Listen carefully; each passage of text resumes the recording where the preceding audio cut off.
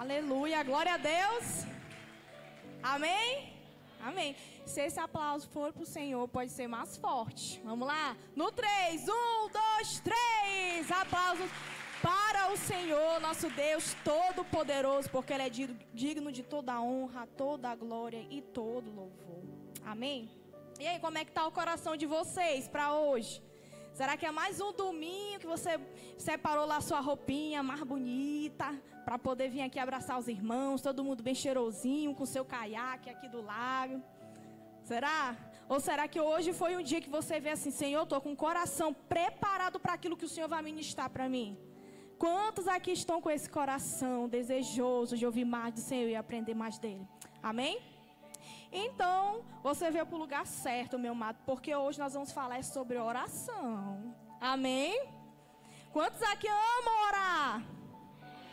Olha, mas eu vou logo falando para vocês que não é qualquer oração, não. É uma oração intensa. Hoje nós vamos descobrir qual é a oração intensa que o Senhor quer que nós façamos para Ele. Amém? Então, gente, nós vamos conversar, sobre algo surpreendente a respeito da oração. Então, muitos de nós temos um conceito de como deve ser uma oração intensa, uma oração poderosa. E, normalmente, quando a gente fala de uma oração que é intensa, a gente vai logo associando ao volume da voz e às lágrimas. Eu vou orar intensamente, então eu tenho que gritar. Eu tenho que ser intenso, então vamos gritar. E grita, e é assim que o Senhor está me ouvindo, e é assim que eu estou sendo intenso. E quando não, tem que chorar, porque se eu não chorar, não prestou. A oração não for boa. Então, muitas vezes, a oração intensa, ela está associada a isso, Mas, quando chega lá em Tiago, nós vemos como é a oração que Deus considera intensa. Então, coloca aí para mim, Tiago, no capítulo 5, nós vamos ler o 17 e o 18. 5, versículos 17 e 18.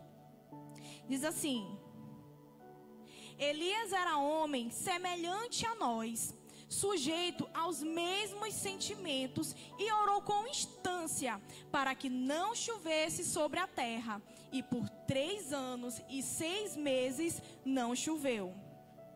E orou de novo, e o céu deu chuva, e a terra fez germinar seus frutos. Amém? Logo no início do versículo diz assim, que Elias, ele era um homem que ele tinha a mesma natureza que nós, Então ele era sujeito às mesmas fraquezas. Sabe o medo que de vez em quando você sente? Gente, Elias também já sentiu. Sabe? Aquele sentimento de temor, aquele sentimento de, será que vai? Mas eu vou, mesmo assim, mesmo com esse sentimento de inquietação. Então as mesmas fraquezas que a gente sente, Elias também sentiu. Só que, amados, a gente não tem que ver Elias como um homem extraordinário, porque ele era assim como nós. Nós vamos conversar aqui, nós vamos ver das inúmeras formas, várias maneiras, coisas assim maravilhosas que o Senhor usou Elias para fazer. Mas é importante que a gente não perca esse ponto de entender que ele era um homem que tinha as mesmas fraquezas que nós sentimos hoje em dia. Amados, na Bíblia, Elias ele é chamado de profeta, E aí, na Bíblia, Moisés, ele representa a lei, enquanto Elias representa os profetas. Então, daí a gente sabe que ele tem uma grande representatividade na Bíblia.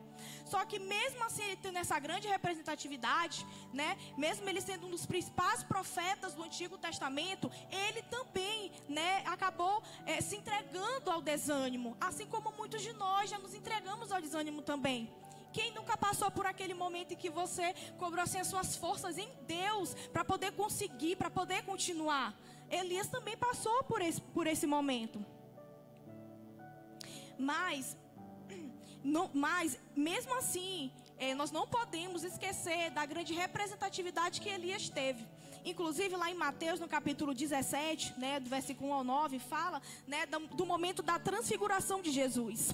Gente, quando Jesus, ele passou por esse momento de transfiguração, juntamente lá com Pedro, Tiago e João no monte, né? Que ele lá, o rosto dele resplandeceu e as vestes dele se tornaram brancas como a luz. Quem é que apareceu conversando ali com Jesus?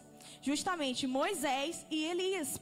E aí a gente percebe a grande representatividade de Elias, porque Moisés ele aparece porque ele representa a lei, e Elias ele representa os profetas, e Jesus ali representa o quê? O cumprimento de tudo aquilo, o cumprimento da lei e o cumprimento de tudo aquilo que os profetas já tinham profetizado. Jesus ele representa o cumprimento, amém?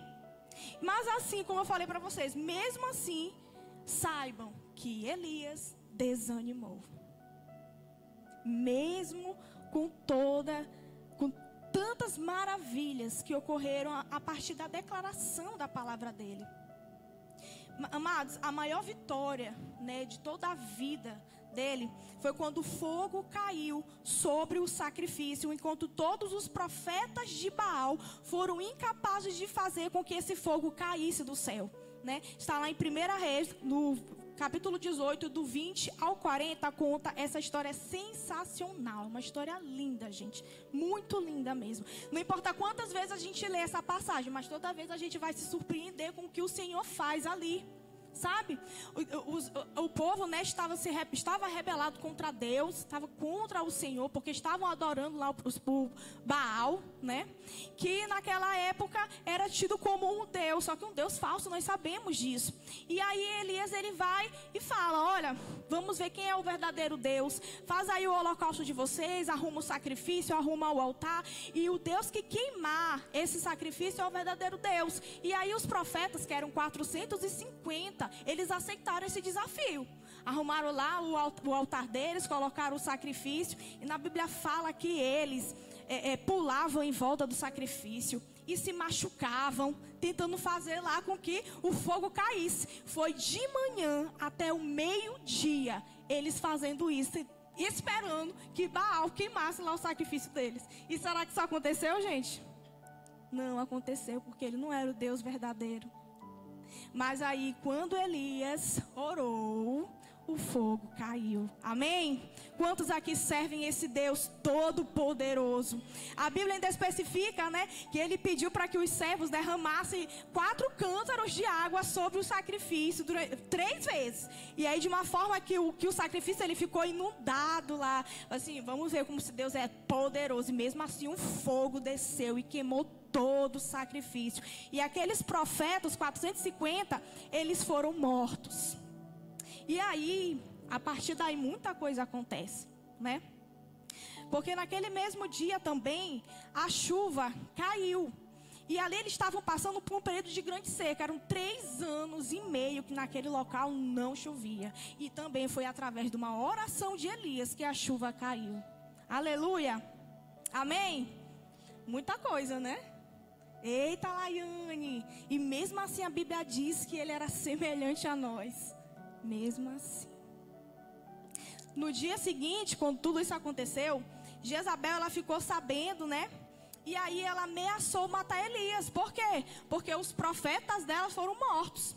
E aí, gente, Jezabel era uma mulher muito má. Mulher do rei Acabe. Na Bíblia fala que o rei Acabe, ele era o mais ímpio de todos os reis de Israel. Um homem muito mau mesmo. E aí uma mulher que já era má se casa com um homem que já é mau. E aí já sabe, né? Ficou pior ainda. E aí, quando ela soube que tudo isso aconteceu, ela decidiu matar Elias, né? E aí, gente, vamos se perguntar. Jezabel mandou matar Elias. Qual foi a atitude de Elias diante de tudo isso? A gente vai refletindo. Bom, Elias, ele orou para que o fogo caísse, ele caiu. E tudo isso foi feito na frente de todo mundo. E depois ele orou e a chuva desceu. Nossa, mas que extraordinário. Ele é um dos profetas, um dos maiores profetas do Antigo Testamento. E aí vem Jezabel ameaçar Elias. E o que Elias fez diante disso? Gente, ele se abandonou ao desânimo e fugiu. Fugiu. E aí a gente começa a refletir. Às vezes a gente pode até querer julgar. Menino, como é que Elias fez uma coisa dessa? Por que ele não orou de novo? Ele orava de novo, aí que toda a situação ia ser resolvida. Mas, gente, é por isso que lá em Tiago fala que ele era sujeito às mesmas fraquezas que nós, sabe? Então, aquele momento de desespero, de medo, foi essa atitude que ele tomou.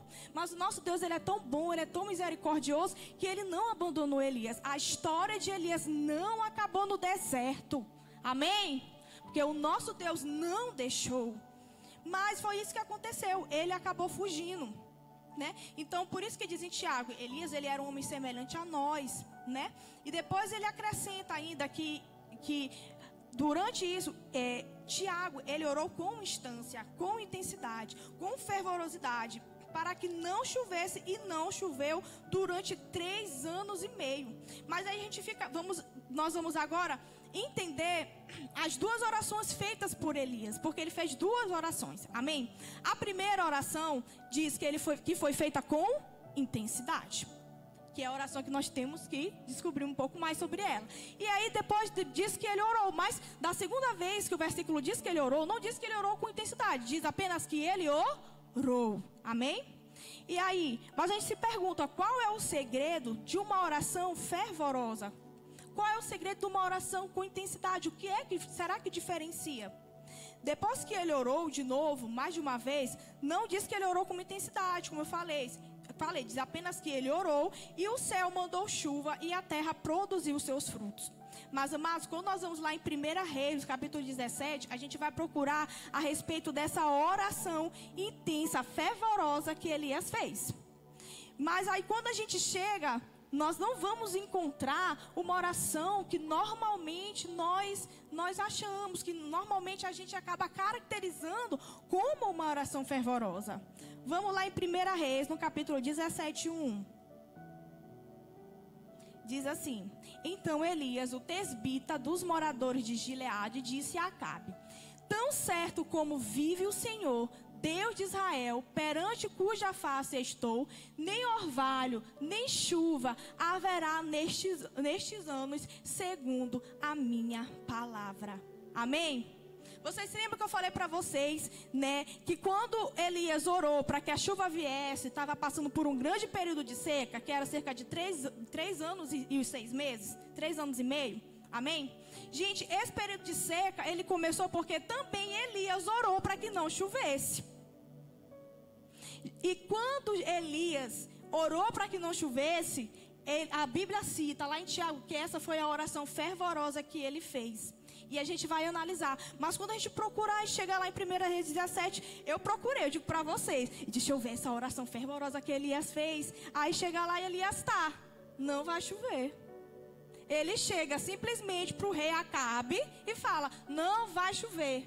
Ele declara a palavra com fé. Amém, amados? E nós temos muito que aprender com isso. Muito, muito, muito mesmo.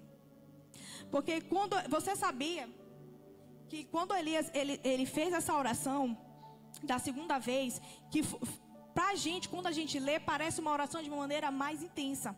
Porque ao final lá dos 3 anos, após a vitória no Monte Carmelo, quando o fogo desceu, Elias ele fez essa oração e no mesmo dia, quando o povo já tinha se arrependido do pecado, choveu, depois dos 3 anos e meio.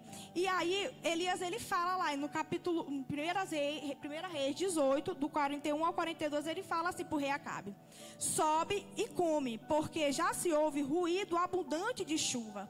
Subiu Acabe a comer e a beber. Elias, porém, subiu ao cimo, ao Carmelo, e curvou-se para a terra, e meteu o rosto entre os joelhos. Então, na primeira ação, o que ele fez? Ele só declarou que não ia chover. Na segunda oração, quando ele orou para poder a chuva voltar, diz que ele se ajoelhou, colocou o rosto dele entre os joelhos, né? E orou. Gente, não foi uma nem duas, foram 7 vezes. Ele pedia para o servo dele voltar, ver se a nuvem já estava vindo. Não, vamos orar de novo. E se ajoelhava e orava. Vai olhar. Não. Orava novamente. Foram 7 vezes que ele repetiu esse processo. Então 7 vezes Elias orou encurvado no chão, com o seu rosto entre os joelhos, dizendo ao seu servo para ir ver se havia nuvens. E aí, gente, o que a gente diria? Qual será a oração que a gente ia ter como intensa? A oração em que Elias ele chega e apenas declara de uma maneira simples, ou a oração em que ele se prostrou, colocou o rosto dele entre os joelhos e orou 7 vezes. Qual dessas orações a gente comumente vai falar? Essa foi uma oração intensa. O que vocês acham? Então, para nós, gente, a oração intensa é aquela em que Elias ele se jogou no chão e colocou a cabeça entre os joelhos, né? E aquela outra oração que ele apenas declara para a gente, muitas vezes nem é nem tida como uma oração, por tão simples que ela foi. A gente procura, vai ler lá no versículo, mas Elias aqui nem orou, ele só falou que não era para chover. Como assim? Mas, amados, para o Senhor, a declaração de fé é a oração intensa. Amém? A oração de fé é a oração intensa para o Senhor. Amém, amado? Na primeira vez, em Tiago diz que ele orou intensamente, mas na segunda vez diz que ele apenas orou. Mas quando você ora em desespero, falando, ó Senhor, ó Deus, ó meu Pai, me atende, a gente pensa que essa é a oração intensa para Deus. Mas, amados, a grande verdade é que essa é apenas uma simples oração, porque muitas vezes a gente pensa que a gente vai chamar a atenção do Senhor, porque nós estamos chorando, porque nós estamos com o rosto, né, voltado para o chão, pensando que é isso que vai fazer com que o Senhor olhe para nós e pense, e isso que vai fazer com que o Senhor nos ame, sendo que não é, amado. Não é a partir disso, sabe? Mas agora, se você se levantar em fé, por mais simples que sejam as suas palavras, você pode ter certeza que coisas sobrenaturais vão acontecer. Amém? Porque muitas vezes quando a gente está nesse desespero e a gente começa a orar naquele desespero mesmo, pensando que é a partir disso que o Senhor vai fazer, a gente acaba olhando para si mesmo, a gente acaba olhando para as nossas capacidades e pensando, que é porque eu estou orando dessa forma que as coisas vão acontecer. Mas não tem nada a ver com palavras bonitas, tem a ver com o teu coração, tem a ver com a fé que você está mobilizando. Às vezes a gente vê pessoas tão simples vivendo coisas tão sobrenaturais que não tem nem tanto conhecimento e você fica se perguntando como essa pessoa vive tantas coisas assim.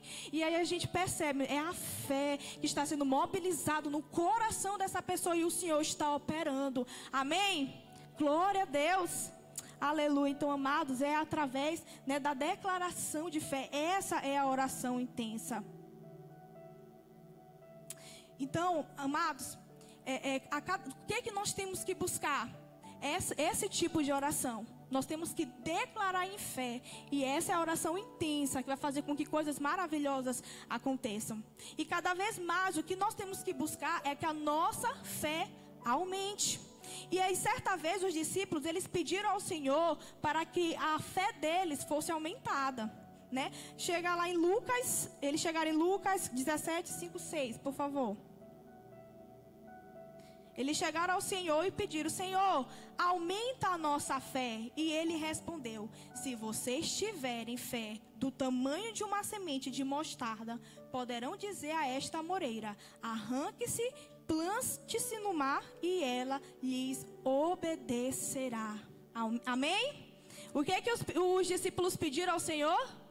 Para aumentar a fé deles. E o Senhor deu um comando, não foi? O Senhor falou, se vocês tiverem fé do tamanho de uma mostarda, vocês poderão dizer a esta moreira, arranque-se e plante-se no mar, e ela os obedecerá. Então, a maneira de você aumentar a sua fé é por meio de comandos. Amém? É por meio de comandos. Pouco a pouco, quando você começa a comandar, mesmo que a sua fé ela seja pequena como um grão de mostarda, amados, você pode ter certeza que as coisas elas vão começar a acontecer. Mesmo que a sua fé ela seja tão pequena, mas ela irá aumentar. Aleluia. Então, quando o Senhor disse para falar com a árvore, né, Ele quer para a gente declarar sobre ela, independente do tamanho que ela seja. Diz, se você declarar sobre essa árvore, ela vai sair desse lugar e ela vai ser plantada no mar. Olha só. A partir do momento em que você declara. Então, independente dessa árvore, eu vou declarar sobre ela. Independente do problema que eu esteja passando, eu vou declarar sobre ele. Amém? Independente da crise financeira que eu esteja passando na minha casa, mas eu vou declarar que essa crise ela não tem vez na minha vida. Independente da doença, se tem algum tipo de diagnóstico que já foi dado, eu digo está repreendido em nome de Jesus. Que venha a cura, que venha a restauração. Amém? Então declare. Por exemplo, digamos que você está com uma doença incurável, né? Ou um grande problema financeiro. Aí você se pergunta, como é que essa árvore ela pode ser arrancada? Sabe? Então o que você deve ter? Fé. Mesmo que ela seja tão pequena quanto um grão de mostarda, você deve ordenar a essa árvore que ela seja arrancada. Aleluia. Fale com essa doença, fale com esse tumor, seja arrancado do meu corpo e transplantado para o mar, em nome de Jesus. Tenha fé, amados. Porque às vezes a gente fala isso e a pessoa acaba sempre olhando para si. A gente sempre cai nesse erro de olhar para si. Como é que eu vou declarar? Eu vou me preparar todinha aqui para poder declarar essa palavra, para ver se ela vai ser atendida. Não olhe para si. A autoridade ela já foi dada a você.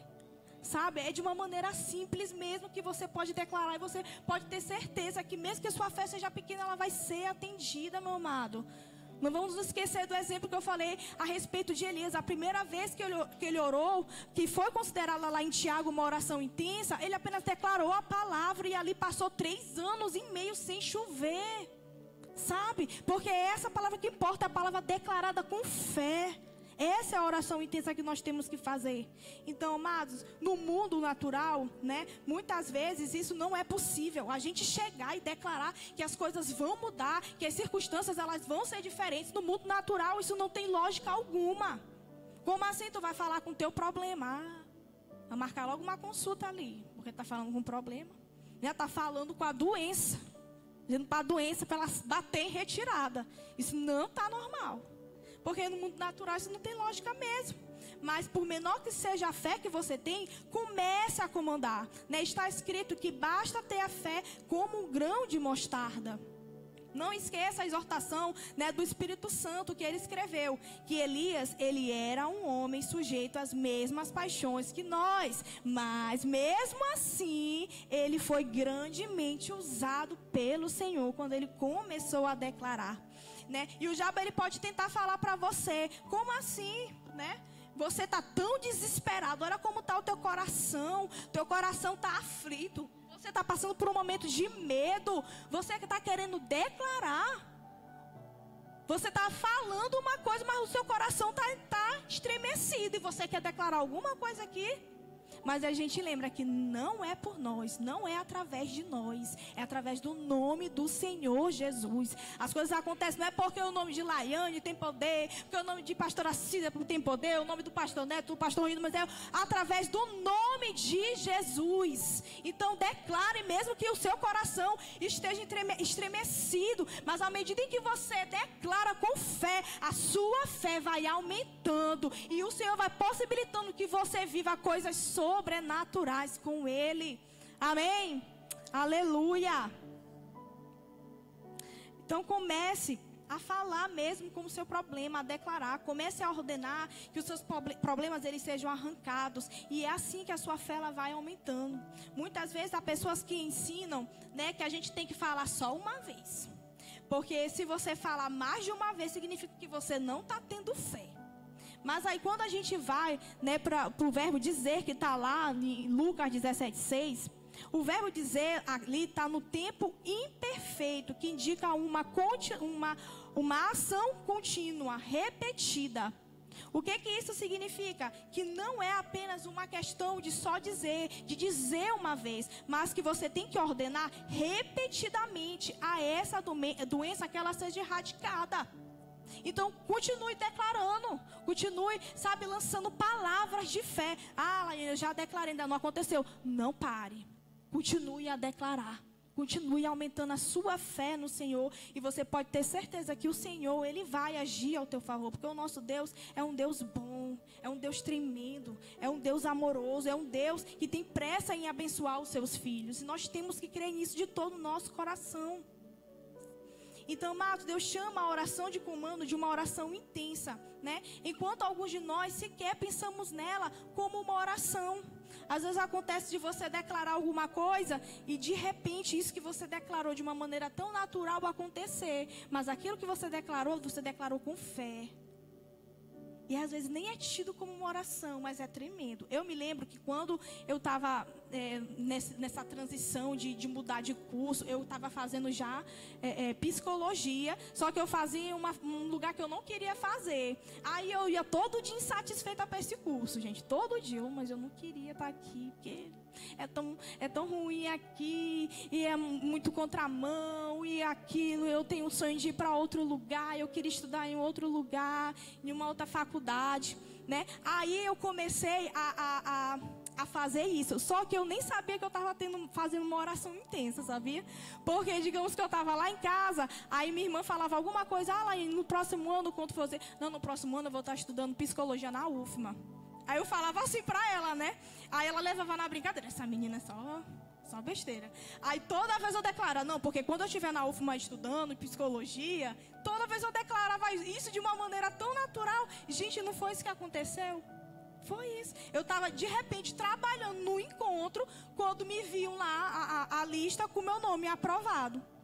Eu, glória a Deus, o Senhor é poderoso, o Senhor é maravilhoso. E estudei e me formei para a honra e glória do Senhor Jesus. Então, amados, tenha fé, declare, encha o seu coração de esperança. Saiba que o nosso Deus é um Deus que tem pressa em nos abençoar.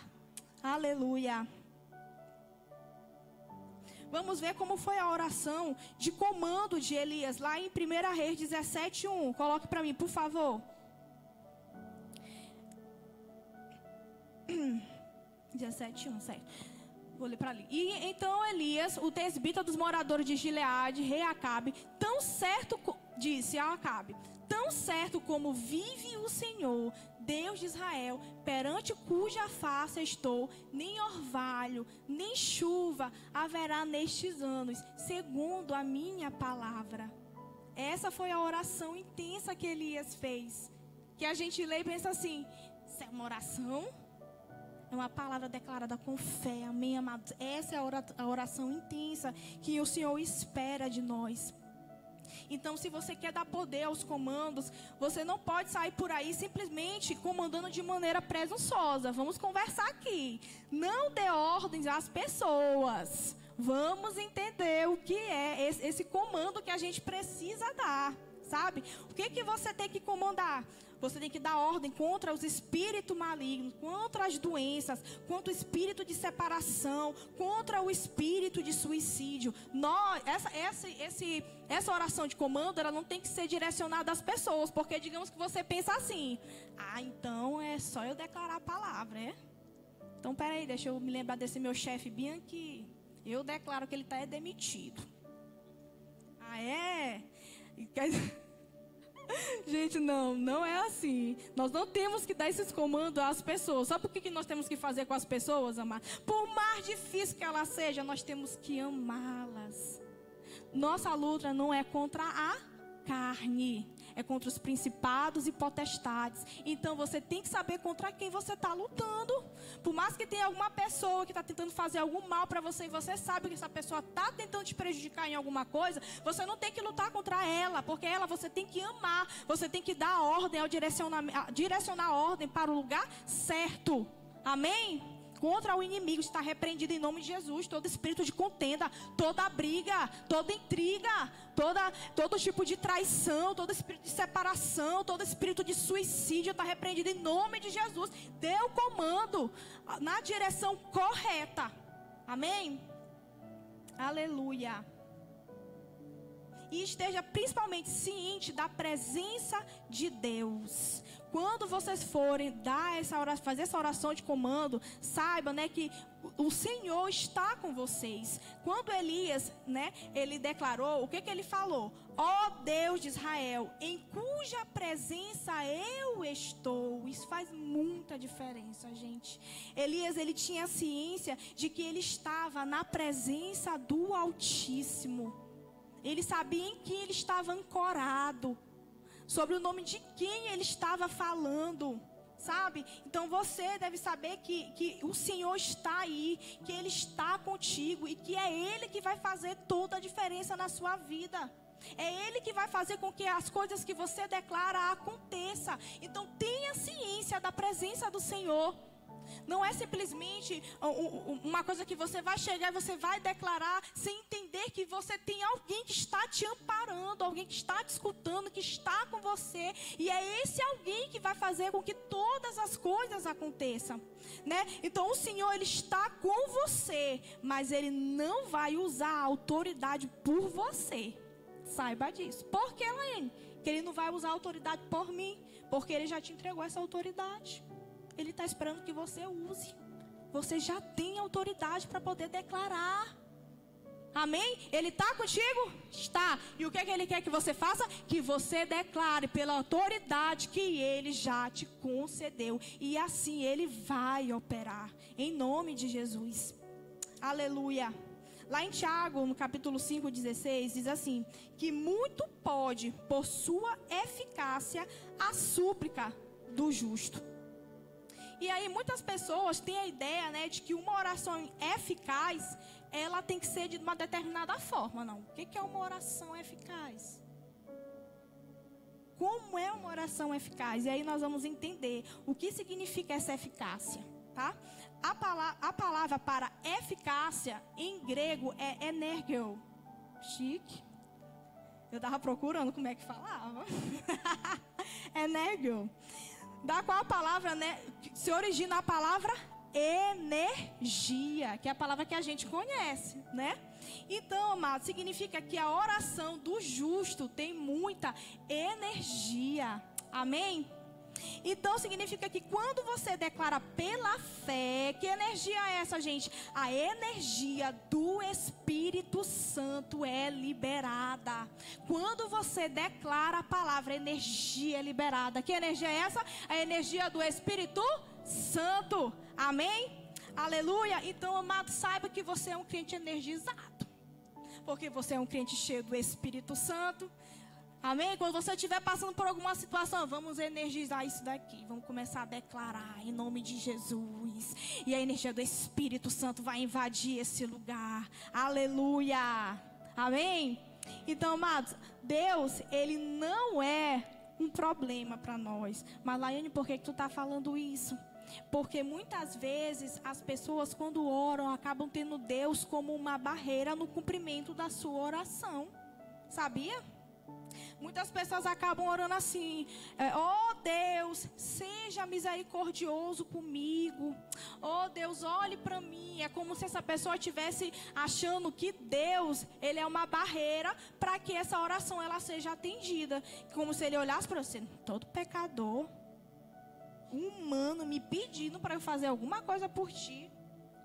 Muitas vezes é esse pensamento que a pessoa tem, né? Mas, amado, nós não temos que pedir para que Deus Ele seja misericordioso por nós, porque Ele já foi misericordioso. Você quer uma prova maior de amor do que essa, que foi Ele enviar o Filho dele por você?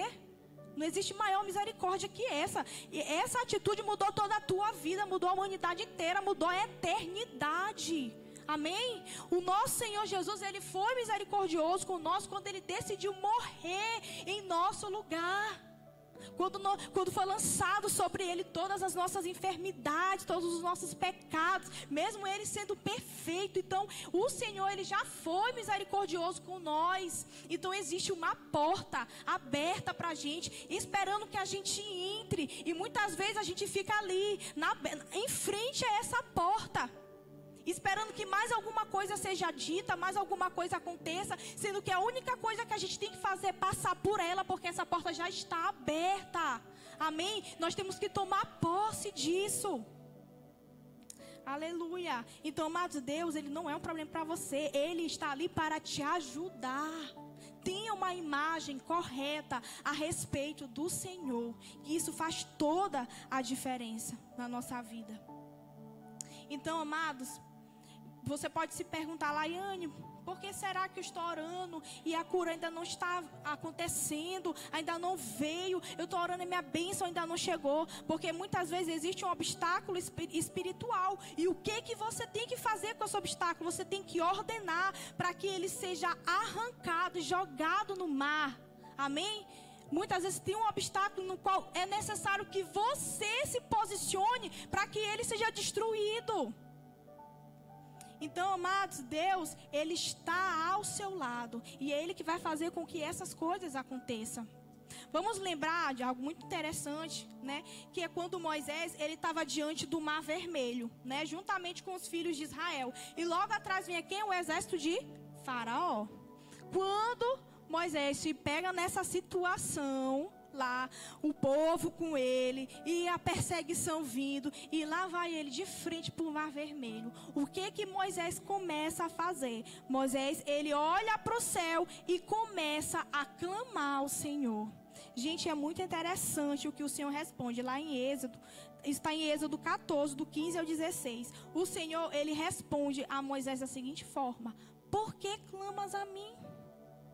Dize aos filhos de Israel que marchem, e tu levanta o teu bordão, estende a mão sobre o mar e divide-o. Porque naquele momento de aflição em que o Senhor já tinha liberado uma promessa, a palavra de vitória lá sobre a vida do povo dele. E aí Moisés, ele chega e começa a clamar ao Senhor como se ele não soubesse de nada do que ele tinha que fazer, mesmo já tendo sido dada a autoridade para ele agir, sabe? E aí ele começa lá a clamar a Deus. E aí o Senhor fala para ele: por que clamas a mim? É como se ele estivesse falando assim: não é o momento de você clamar, é o momento de você agir. Vai lá, estende o teu bordão, levanta o teu bordão, estende a tua mão e o mar vai se abrir. E assim ele fez, e o povo passou pelo mar. Então, amados, tem momentos em que não é a hora de clamar, mas é o momento de agir.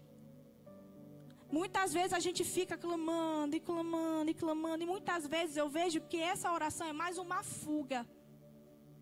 O que você tem que declarar é que o medo vai embora, porque você está paralisado pelo medo. Às vezes você até sabe o que você tem que fazer, mas você está paralisado pelo medo. Você sabe que você tem que agir. Então comece a declarar para que esse medo vá embora. Para que você comece a tomar a atitude que o Senhor já colocou no teu coração. Amém? Você tem que agir. Muitas vezes nós temos que agir. Há momentos em que em nós, que a gente também passa por isso, né? Mas já foi dada autoridade para usar o nome de Jesus e nós declararmos sobre as circunstâncias. Portanto, há momentos em que você tem que invocar o nome do Senhor, né? Você tem que usar a sua autoridade, comandar com autoridade. Então, use o nome de Jesus. Repitam comigo: use o nome de Jesus, bem forte. Amém, é isso que você tem que fazer. Quando Moisés, ele levanta o bordão, esse bordão ele é simbólico, que é o cajado. Ele tipifica a figura de Jesus hoje.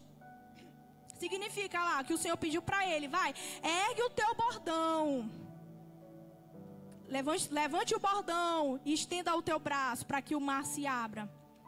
Hoje nós temos um bordão também para usar. Você tem um nome de Jesus. Amém? Então, diante das dificuldades, das circunstâncias, use o nome de Jesus, que as coisas vão começar a acontecer, mas use com fé, declare. Amém? Da mesma forma ali que Moisés foi usado, a você também é dado isso, essa oportunidade de ser grandemente usado pelo Senhor. O nome do Senhor Jesus tem poder, e a gente tem que saber disso, tem que começar a usar isso que nos foi dado. Foi dado pelo Pai a nós, sabe, esse privilégio de usar o nome do Senhor Jesus. Algo curioso que tem no Evangelho é que a gente não encontra o Senhor Jesus orando pelos enfermos. Mas o que você encontra? Você encontra Jesus dando ordens a eles. O Senhor sempre dando ordens. Por exemplo, Ele fala: estenda a mão, levante-se, pegue sua cama e ande. Ou Lázaro, vem para fora. Ou ainda, mulher, você está livre da sua enfermidade. Você encontra Jesus dando ordens, liberando comandos. É dessa forma, porque Ele sabe que Ele tem autoridade. Então, se Ele tem autoridade, o que Ele vai fazer? Ele vai clamar? Então vamos lá, que isso aconteça. Não, ele vai usar a autoridade dele, ele vai começar a dar comandos. Levante-se, você está curado, veja, ande, amém? É dessa forma, e isso também é direcionado para nós. Nós podemos dar esse comando, direcionar pelo poder do nome de Jesus. Em nome de Jesus eu declaro, está repreendido todo espírito de separação, todo espírito de divórcio. Em nome de Jesus eu repreendo agora toda a dívida, toda a corrupção, toda a maldade. Você tem poder para isso, já foi dado a você isso. Então, amados, Jesus, ele deu ordens. Então a gente não encontra Jesus dizendo: Pai, por favor, cure essa pessoa, né? Mas ele fala que a pessoa já está liberta, que a pessoa tem que levantar, que a pessoa já pode olhar, que Lázaro saia para fora. São ordens que o Senhor deu, comandos de fé. Então, nossa ideia de oração, muitas vezes é só pedir a Deus. Mas a oração de fé, ela é uma declaração. Essa é a oração de fé.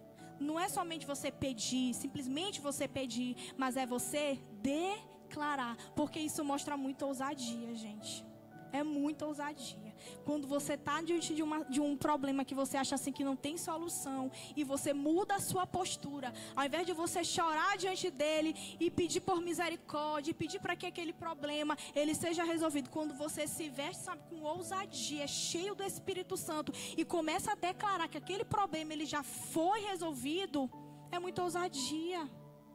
Amém? É uma fé sendo mobilizada ali naquele momento. Então há momentos sim que você pode pedir para Deus. Mas é claro que mesmo quando você pede a Deus, você deve pedir de acordo com a Bíblia. Amém? Sempre peça de acordo com a Bíblia. Você pode pedir, mas amado, use essa oração de comando. Essa oração, sabe, de direcionamento. Use a palavra com fé. Você vai ver as coisas acontecendo. Então, amados, Elias, quando ele orou, né, pela bênção, depois dos 3 anos e meio, ele orou de uma maneira que a gente olhando assim pode parecer intensa, né? Que quando ele colocou o rosto dele entre os joelhos e orou assim 7 vezes. E quando finalmente na sétima vez o servo voltou dizendo que ele viu uma nuvem do tamanho da mão do homem, ele não continuou, prosseguiu orando, porque ali já havia um sinal de que a chuva ela estava vindo. Então, amados, quando Elias ele fez essa oração, essa era vista como uma oração pela bênção. Porque o povo já estava passando ali 3 anos e meio sem a chuva. E quando ele fez essa oração, era para que a chuva viesse. E aquela chuva estava representando uma bênção ali para aquele povo. E aí eu quero falar para vocês a respeito de como a gente ora, como orar pela bênção. Amém? No dia do julgamento, quando Elias ele orou para que a chuva não viesse, Elias ele declarou pela fé. Porque Deus ele já havia dito através de Moisés na lei que se o povo pecasse contra Deus e adorasse outros deuses, o céu reteria a chuva. Então olha só, quando ele orou pela primeira vez para que não chovesse, a oração dele foi pela fé. Porque já tinha uma palavra ali dita que se o povo pecar, essa chuva ela vai ser retida. Amém? Mas como Elias ele sabia que o povo de Israel estava adorando outros ídolos, ele teve fez uma oração de confiança, né, para dizer: nada de orvalho nem chuva, até que eu o diga. Então Elias ele teve mais fé no julgamento. Nós não lemos que foi uma declaração simples, mas foi uma declaração de fé. Naquele momento ali, era uma oração por julgamento. Ele estava falando, não vai chover. Então, aquilo ali para aquele povo é como se fosse uma punição. Vocês já estão há muito tempo pecando, e aí por conta disso, em detrimento disso não haverá chuva. Mas quando se tratou de orar para Deus liberar a bênção da chuva, Elias ele orou de maneira diferente. Aos olhos humanos é aquilo que a gente pensa que é uma oração intensa, né? Na mente de Elias era mais fácil ter fé no julgamento do que na bênção de Deus. Essa era a verdade. Porque Elias, ele é um profeta que representa o quê? A mentalidade da lei e do julgamento. Ele representa essa mentalidade.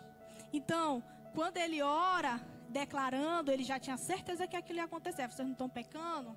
Então, a partir de hoje não haverá mais chuva.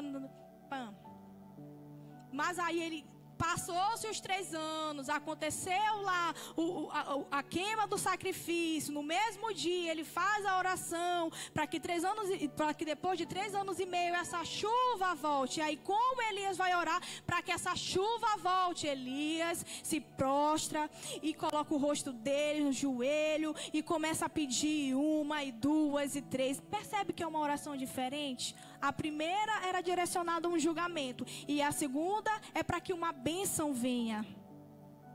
Olha a mentalidade. Mas, amados, o nosso Deus, ele é um Deus gracioso. Antes de Elias declarar que não haveria mais chuva, Israel ela já estava há 80 anos se rebelando contra Deus. Não foi dita lá na lei de Moisés que se o povo estiver pecando, a chuva ela vai ser retida? Mas passou-se 80 anos até que essa chuva parasse, sabe? E aconteceu isso quando Elias declarou. E amados, essa chuva, ela estava retida desde a época de Salomão até o rei Acabe. Então você vê como Deus, ele é paciente. Ele já poderia ter tomado essa decisão antes. Mas o Senhor ele não quer que nenhum se perca. Então, somente quando Elias chegou, ele anunciou que não haveria orvalho nem chuva. Mas sabe por quê? Mas você sabe quando Deus enviou a bênção da chuva? No mesmo dia em que o povo clamou ao Senhor e se arrependeu. No mesmo dia em que o povo se arrependeu, o Senhor, ele mandou a chuva. Então o nosso Deus, ele é muito rápido em abençoar e é muito lento em julgar. E isso é de uma maneira proposital.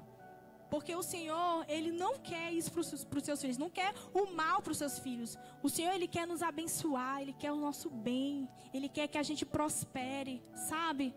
Ele quer que a gente viva uma boa vida.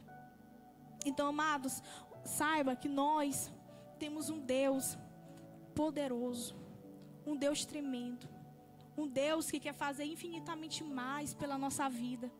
O Senhor, ele já entregou todas as ferramentas que a gente precisa para que a gente comece a viver coisas ainda maiores nele.